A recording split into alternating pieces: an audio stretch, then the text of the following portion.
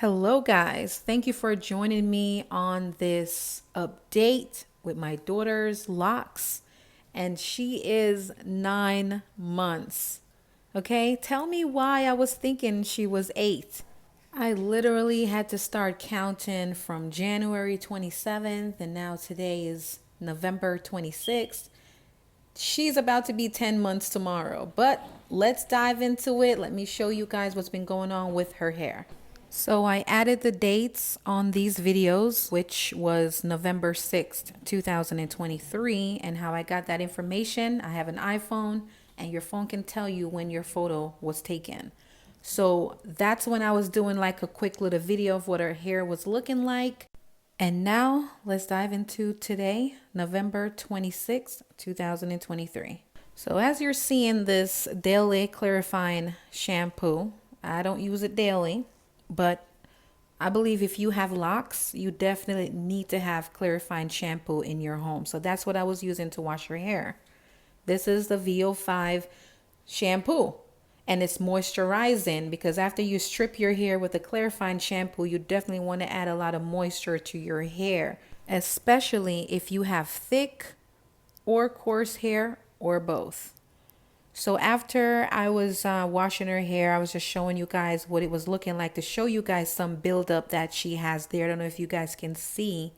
You cannot escape buildup. You will have buildup if you use products on your hair.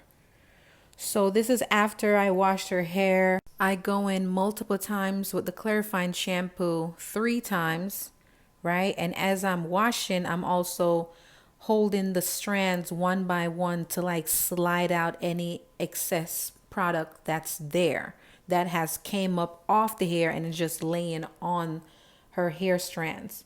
You can wash your hair a million times. You will not get all of the buildup out of your hair. It's just not going to happen, which is why you'll see people using the baking soda and the vinegar to help them remove that later on in their locks journey. And listen, you can do that whenever you feel like it, okay?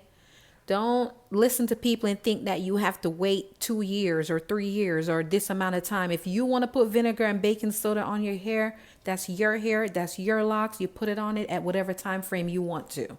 So I know you guys see me with this comb and probably wondering what's happening here. So I'm doing a 90% maintenance on her hair, right? So that includes doing tedious things, right? This is why it's good to have someone that knows how to do and take care of locks, know how to maintain your locks, because you will need a lot of maintenance during your locks journey. Because really, there's not much value in having someone that only knows how to retwist your hair. This person is going to have to know how to do everything to your locks. So yes, I am trying to remove all of the buildup that is still in her hair. And once again, everything will not come up, but I'm going to get a good percentage out of her hair. And a lot of people disagree with this. They feel like you should not maintain your hair. You should not remove buildup. You should not attempt to remove buildup because it makes your hair unhealthy. No, there's different ways how to do things to where your hair is still healthy. For my locks, I can't see in the back of my hair that well to see my buildup to try to attempt to take them out.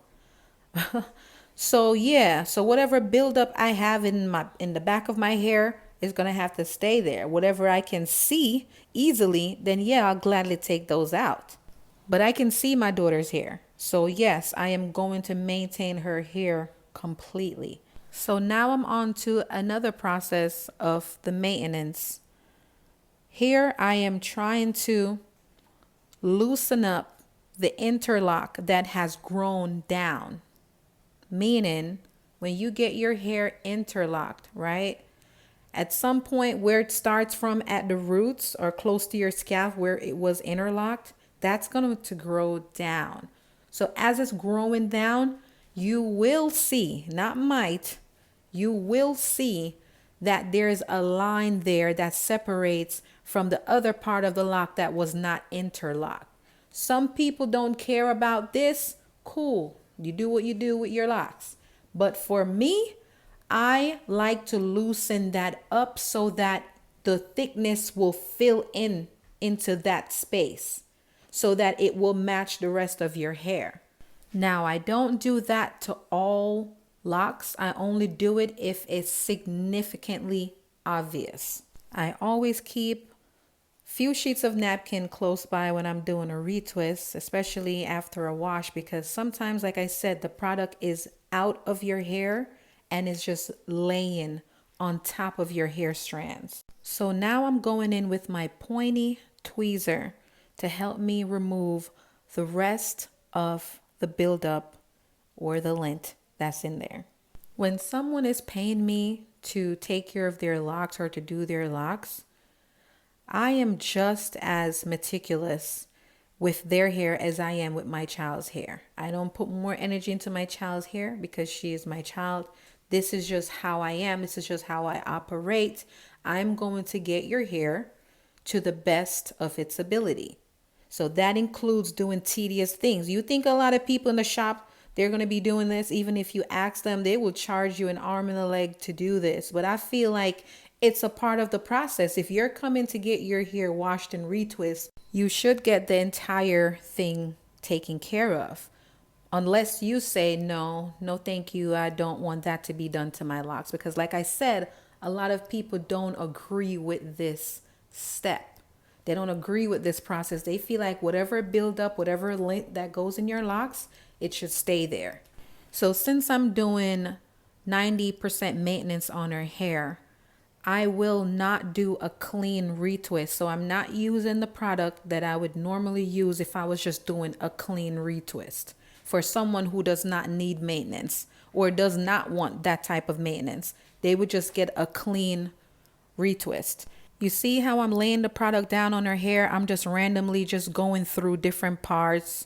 Well, not really randomly, but strategically. And then I raise it up, I add more, I move it around, I add more products because her hair is very thick. When you're dealing with people who have thick hair, their hair absorbs the product, right? So you have to use more. They need more shampoo, more conditioner, more hair products, more this. When you wash their hair, that's why it's so heavy when the water is on it, because it's thick, so it's absorbing everything. So I usually go in with a product like that so that it can soak in. So by the time I get to that spot, it's already moist and ready to go. Bear in mind that you don't have to use any product when you are interlocking someone's hair. But for me, this is how I prefer to do it to kind of make it look a little bit more neat.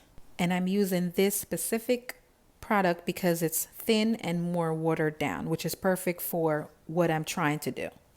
So let me show you how much growth she has. She hasn't had a retwist in a month and a half.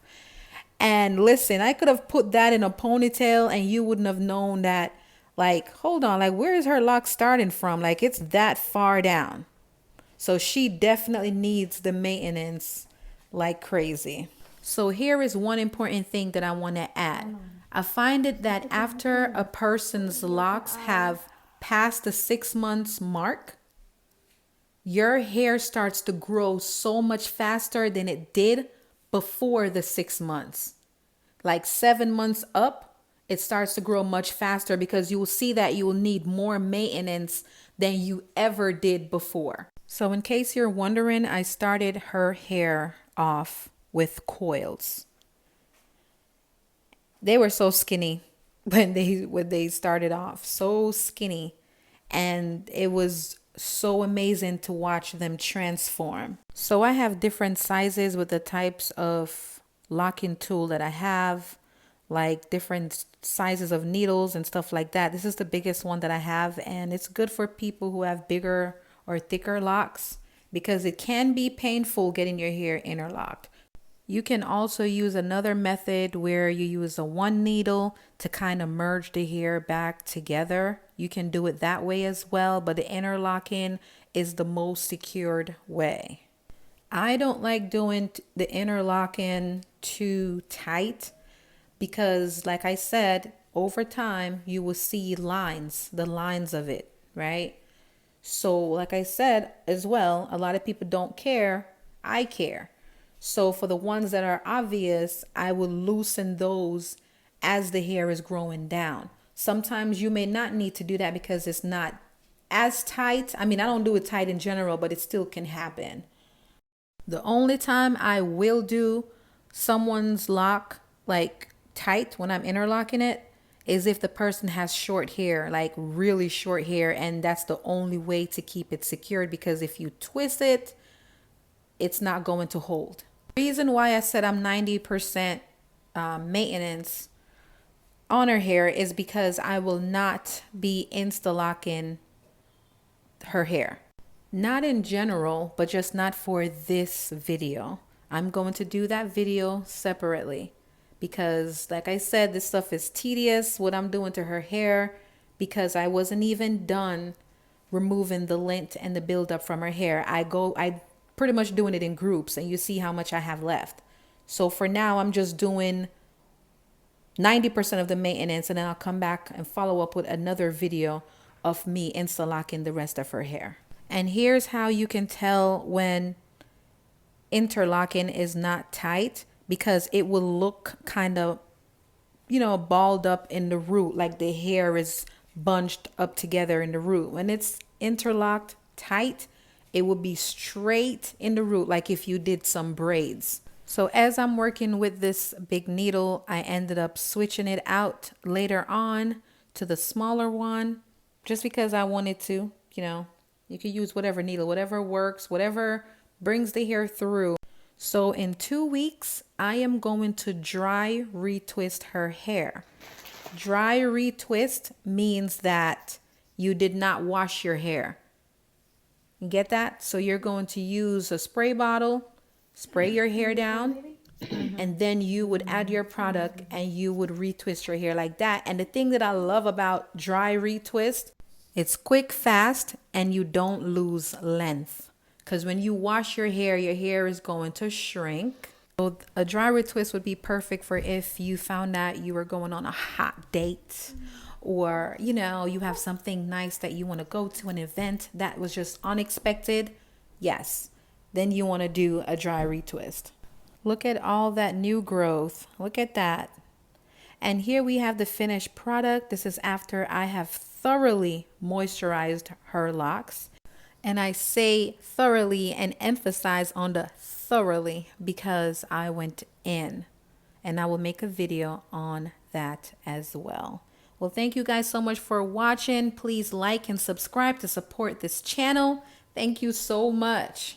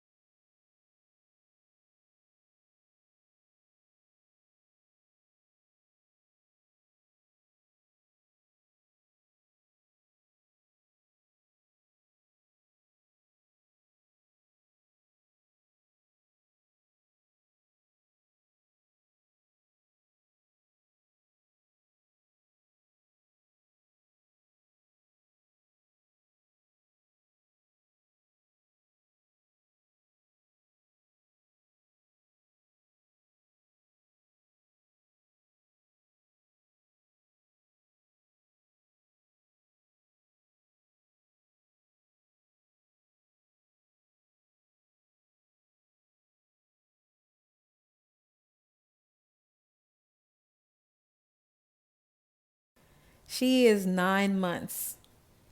My gosh, where is time going? This is why I say if you are on your locks journey, there will come a time when the time will be going by so quickly you won't even know where they went.